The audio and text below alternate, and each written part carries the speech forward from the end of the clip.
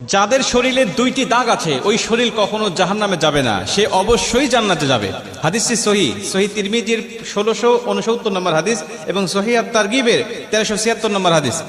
হযরত আবু উমামা রাদিয়াল্লাহু তাআলা আনহু হাদিসটা বর্ণনা করেছেন। রাসূল সাল্লাল্লাহু আলাইহি ওয়াসাল্লাম বলেন, যাদের শরীরে দুইটা দাগ আছে এবং যাদের শরীর থেকে 2 ফোঁটা তরল পদার্থ নির্গত হয় ওই শরীর কখনো জাহান্নামে যাবে না, সে অবশ্যই জান্নাতে যাবে এবং আল্লাহ পাকের কাছে এই শরীরটা সবচেয়ে প্রিয় শরীর। রাসূল সাল্লাল্লাহু আলাইহি ওয়াসাল্লাম বলেন, 1 নম্বর দাগ হলো যে ব্যক্তি জিহাদের ময়দানে আল্লাহকে খুশি করার জন্য, আল্লাহর দ্বীন কায়েম করার জন্য অথবা আল্লাহর সন্তুষ্টির জন্য যে ব্যক্তি বাতিলের মোকাবেলা করতে গিয়ে শত্রু পক্ষের আঘাতে তার শরীরে ছোট্ট একটা দাগও যদি বসে যায়, এই দাগটা কিয়ামতের ময়দানে সুপারিশ করে বা এই দাগটা থাকার কারণে কিয়ামতের ময়দানে আল্লাহ পাক তাকে জান্নাতে দিয়ে দিবে। নবীজি সাল্লাল্লাহু আলাইহি ওয়াসাল্লাম বলেন, 2 নম্বরে ফরজ ইবাদত সমূহের কোন একটি দাগ যদি তার শরীরে দেখা যায়, যেমন নামাজ পড়তে পড়তে সেজদা দিতে দিতে কপালে